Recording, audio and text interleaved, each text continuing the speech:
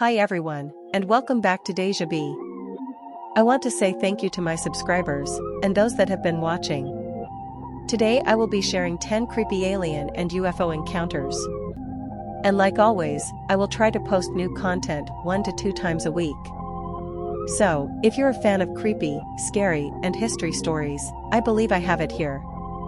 With all that said, sit back, relax, and stay away from those dark corners.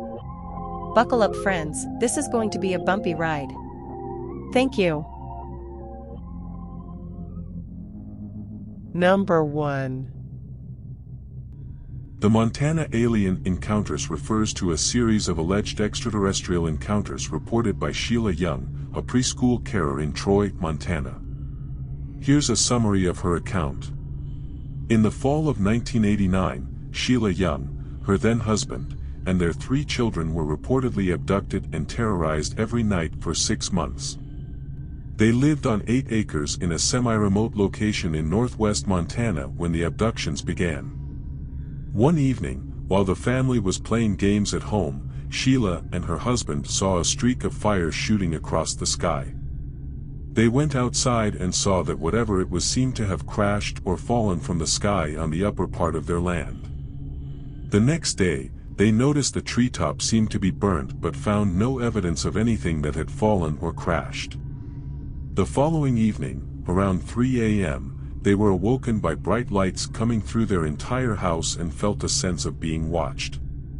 Sheila recalls being hooked to some sort of TV monitor night after night with hundreds of other humans. She also mentioned having a scar from these experiences. Sheila described the experience as the most horrific and terrorizing encounter she has had to this day.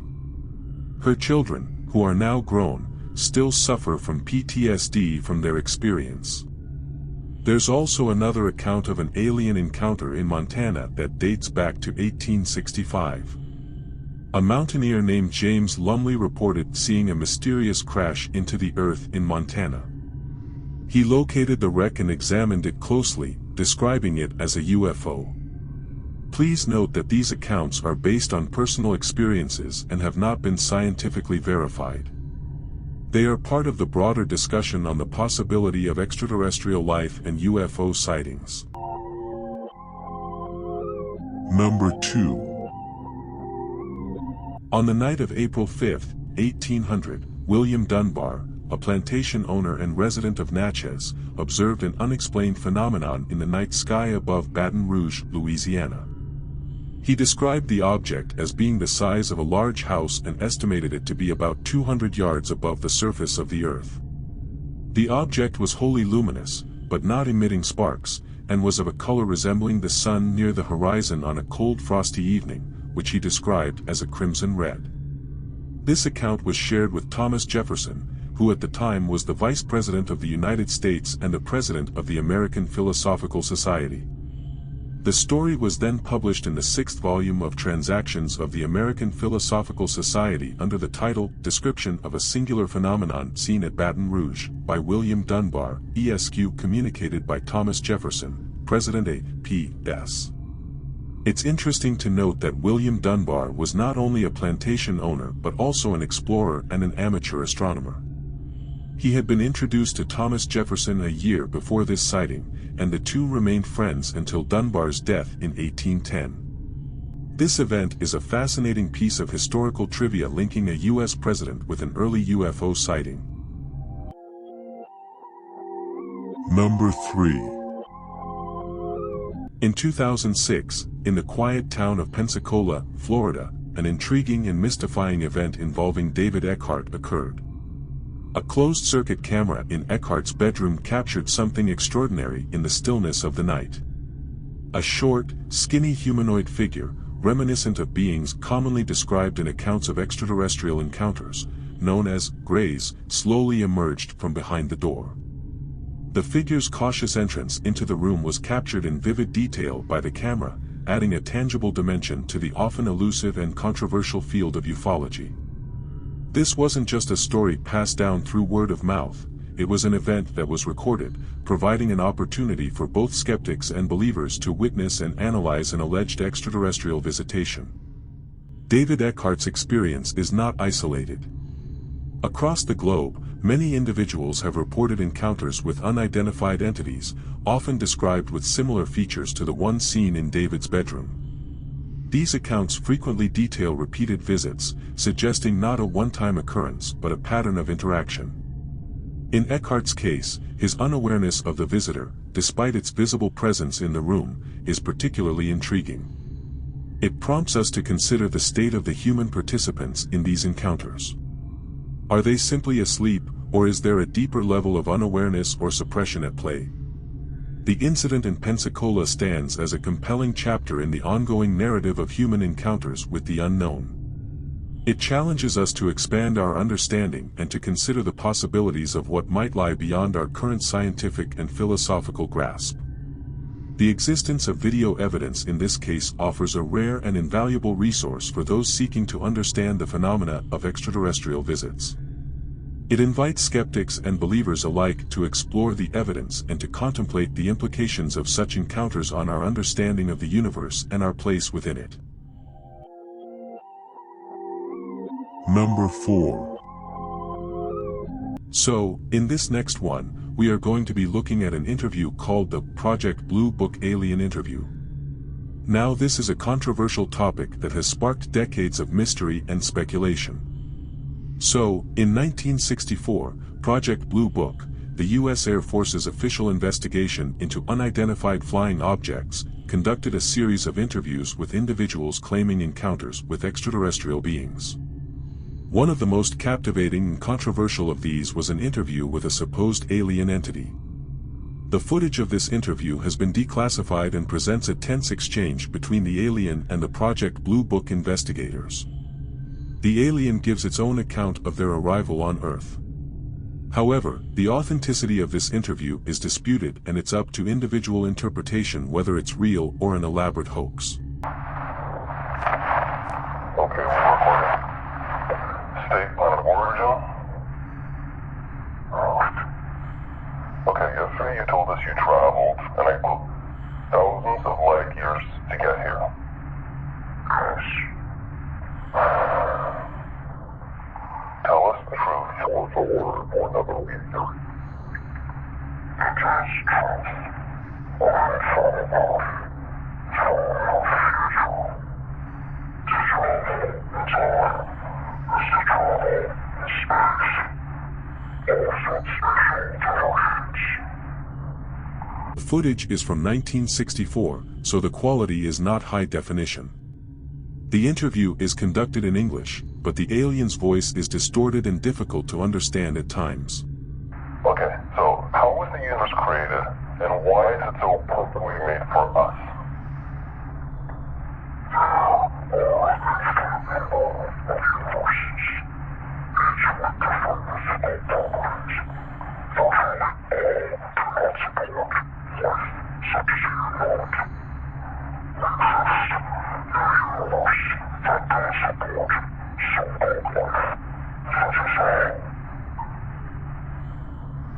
Moving on. Okay, so why do we destroy ourselves with nuclear war? Project Blue Book itself was a real program by the U.S. Air Force that lasted from 1952 to 1969. Its goal was to investigate UFO sightings and provide explanations, often attributing sightings to natural phenomena. However, many of these explanations were met with skepticism, and some believe that the project knew more than it publicly disclosed. What about morality? What are you basing your morality on?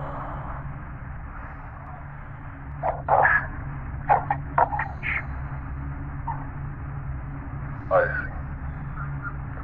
Okay, that's it. Thank you.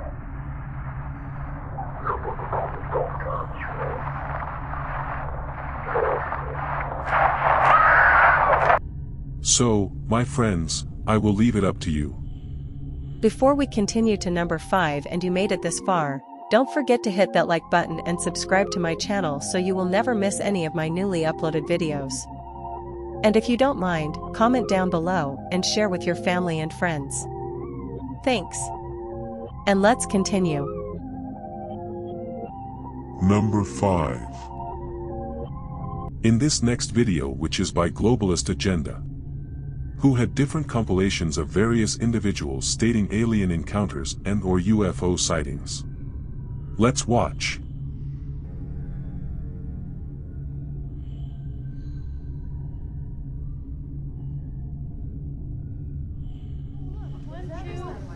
Wait, where? There's another one too. Where? Oh, look at that. There's another one. No, we're just excited. We're not. They keep coming. Wait, I see. Whoa, look at them. I got that one on video. There's just 4 of them. Look at, there's 3 of them all together. I got the third one popping. There's one behind the chimney, one just flared up. I got 4 of them. Major sighting here. No, there's 5. Oh! Another one just showed up. They're multiplied. Whoa! As you can see, this happened in 1997 in Phoenix, Arizona. In the video, they stated that over 10,000 people saw the same thing. In the beginning of this video, we see that 2 spherical-shaped objects appeared in the sky with lights, and then a few seconds later 2 more appeared. And then 1 more. Totaling 5 spherical-shaped objects in the sky. Number 6. In 1952 in Washington, D.C., you will see objects in the sky that resemble UFOs passing over the U.S. Capitol.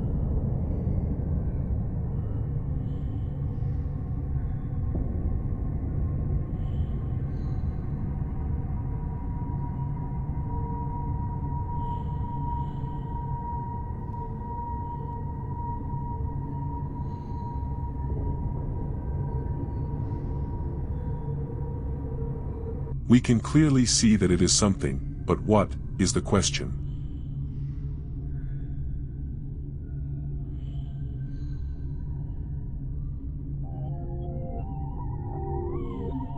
Number 7.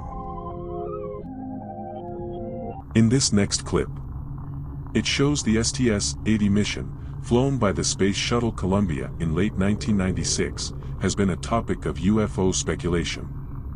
Some have claimed that video footage from this mission provides evidence of unknown objects moving in the night sky.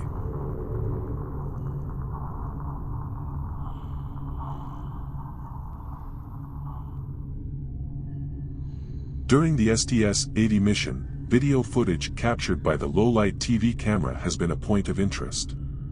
Some viewers interpreted these images as evidence of unidentified flying objects, UFOs, moving in space.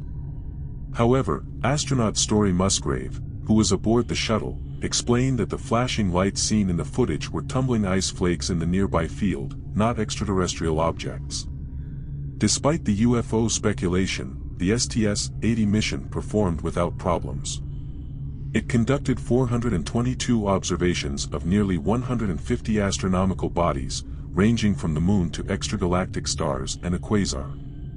While the UFO claims related to STS-80 are intriguing, the scientific consensus leans toward natural explanations such as ice particles. As with many UFO sightings, the truth remains elusive, and interpretations vary widely among enthusiasts and researchers. Number 8. Here is a talk show that was broadcast on February 3, 1996, with Esther Ranzen. Esther talks to people who claim to have met aliens. Here is that video. This is your medical report. It is. What do you say caused these injuries? Well, that particular occasion, I was awoken early hours of the morning, about 3:15, at my home. There was lots of lights outside the house. I got out of bed and looked out the window, and there was all these lights just sort of moving around. Cutting a long story rather shorter, I ended up outside of the house. And I was moving upward in this light, and I could see the top of the house. Were you awake or asleep? I was absolutely totally awake, because at one point I'd walked around the bed and tried to wake my son up, who was asleep in the bed next to me, and I was really slapping him, trying to wake him up. The lights in the house had actually all gone out. The only light was from these lights outside the house. And there I am moving upward, and I'm seeing the top of my house, and I'm seeing the tree in the garden. I saw a tennis ball stuck in the guttering, which we later had removed because I'd seen it that night. I then found myself it was a small place, very solid, very real, physically real. Spaceship?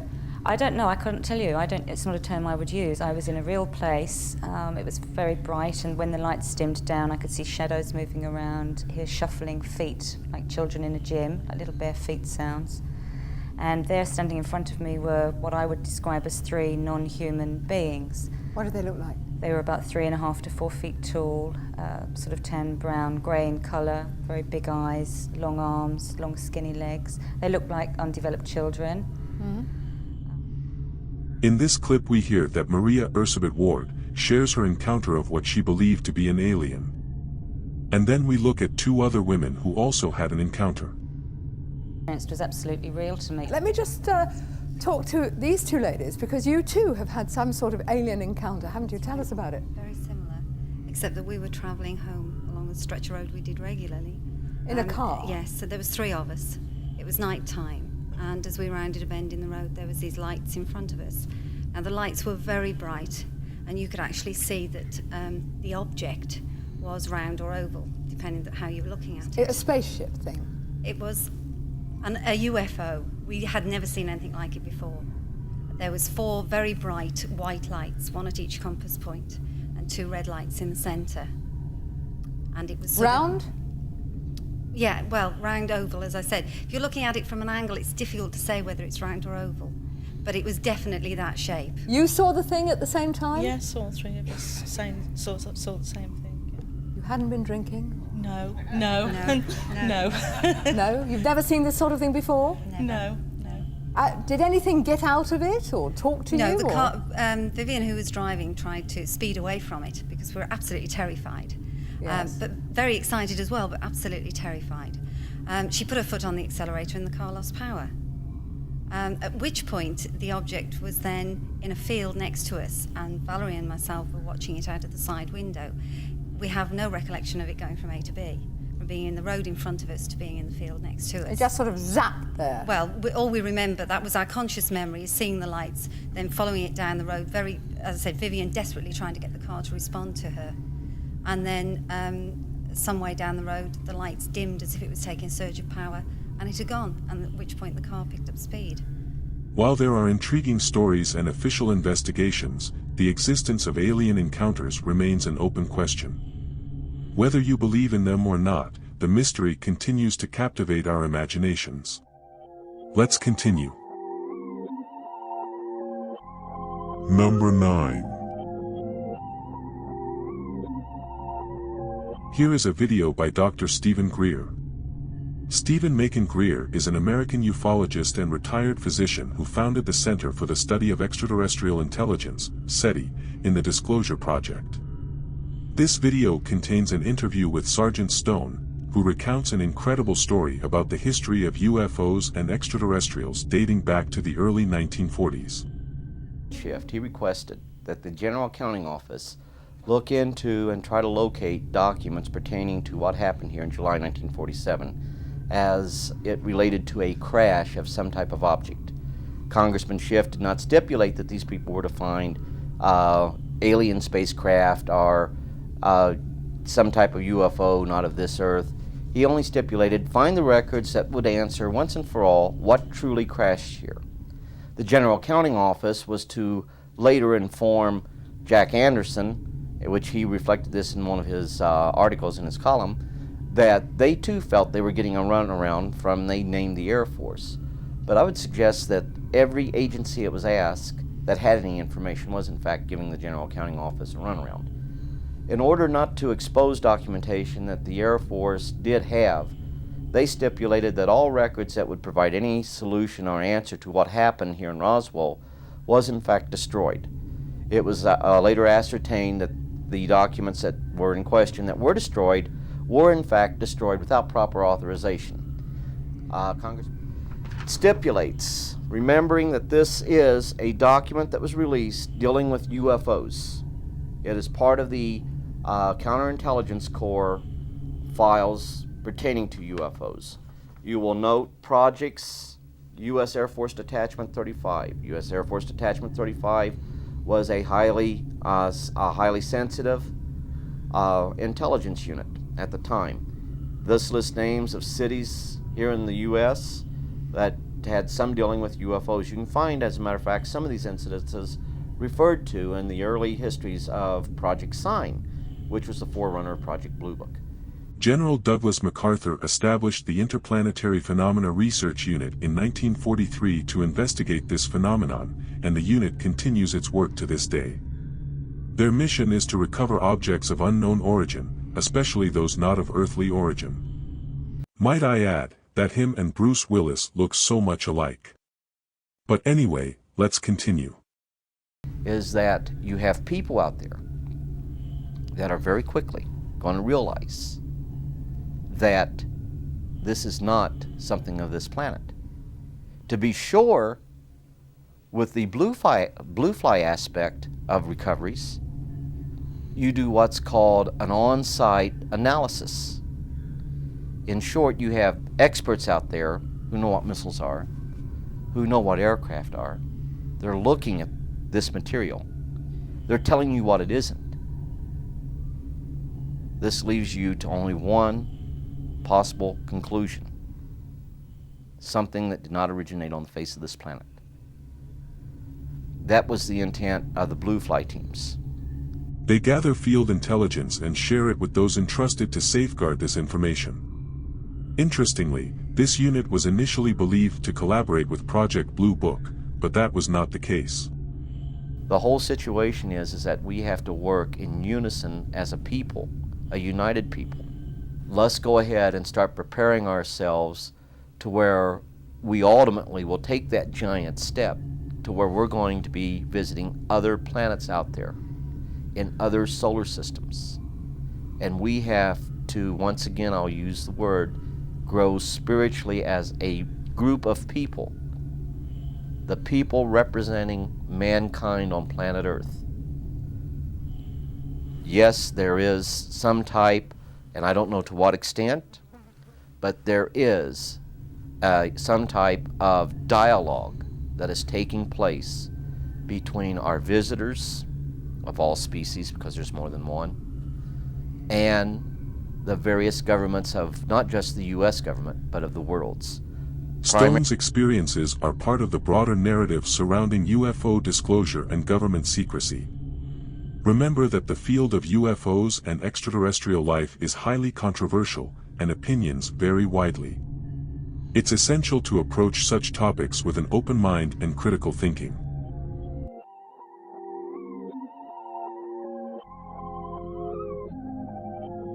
And here we are at number 10. But before we continue, and if you made it this far, please join me and the rest of my friendly subscribers and subscribe to my channel, so you will never miss any of my newly uploaded videos. And if you haven't already done so, please punch that like button, and kick a comment down below. Thanks, and let's continue. Number 10.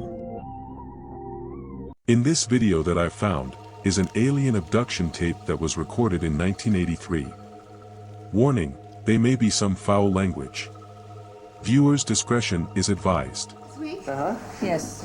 Just be careful. Don't start to pick your nose because he goes for you. And it's blackmail. I'll be on my best And it's blackmail. It costs $10. Yeah, right. If you use the bathroom, make sure you close the door real well. Oh yeah. As you can see, it's a family gathering for someone's birthday. After blowing out the candles, they try to turn on the lights, which they are not able to. Birthday to you. Wait, make a wish. Don't blow yet. And then you can tell me.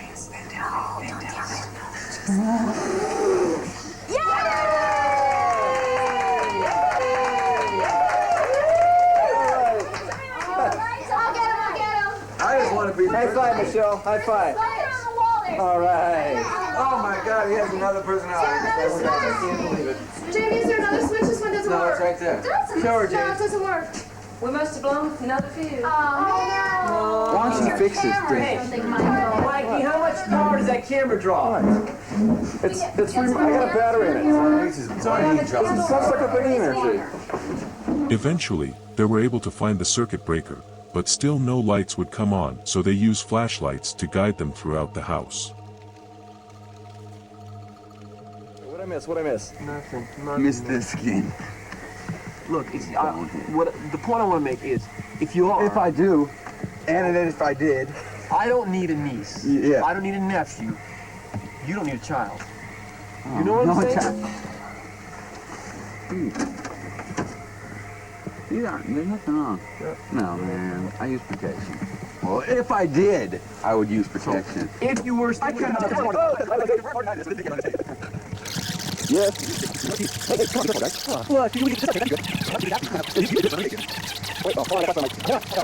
Oh, swear to God, you're gonna break your neck with that thing. I'm gonna break your neck with that thing. Holy shit, what was it? What the hell was that? What was that? What the hell was that? I don't know. Was that the power? Is the power back on in the house now? It's weird.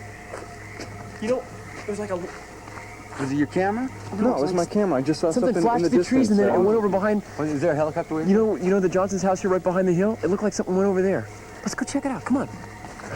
Come on. Are you sure, man? Hold on, I don't know if my... Fire, Johnson. Shit. Oh, move out of the way. Look out, look out, look out. What the hell's that? What the hell is that? Look at it. As they searched the back of the house, a bright red-orange light passes them, scaring them. But that didn't stop them from wanting to search and to see what it was. Holy shit. Holy shit.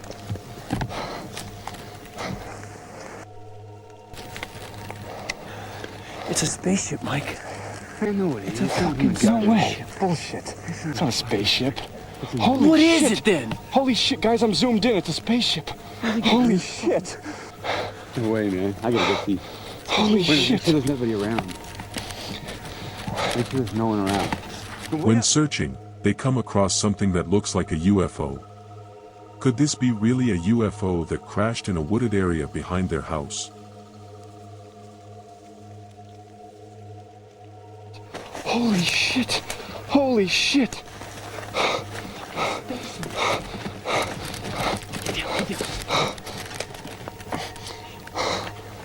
Oh my God. Dude, this is awesome. This is awesome. Oh. This is fucking awesome. As you can see, too, that seem like aliens having a conversation. Could this be aliens or two humans playing a prank? They're looking at us. Get the fuck out of here. Oh shit. Yeah. Oh fuck. Put the light up. Shit. Oh fuck. What the hell was that? I don't know. What's going on here? There was something outside. There's a spaceship or something outside. Oh, spaceship. Oh, come on. This is one of those jokes. Shut up! Shut up! He's not kidding. There's a spaceship out there or something. We saw some Martian or shit or something. There was 3 little guys that came out. Stop throwing that funny stuff. As you can imagine, who would believe this without proof? As they scramble around for something to protect themselves and their family, they try to explain what they have seen without sounding too crazy. Part of my family. What are you doing with a gun? Guys, come on.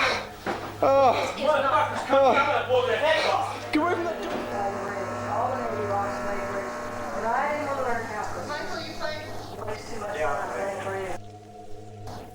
As you can see, the recording starts to mess up with major static, which could be an interference of something.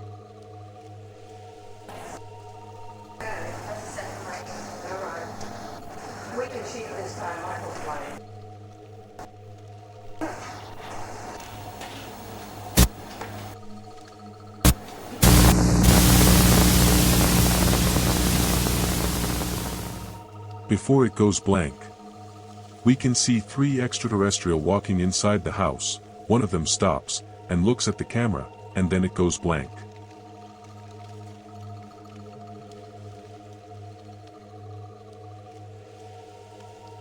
Could this be a real alien abduction? Or could this be one crazy hoax? You tell me.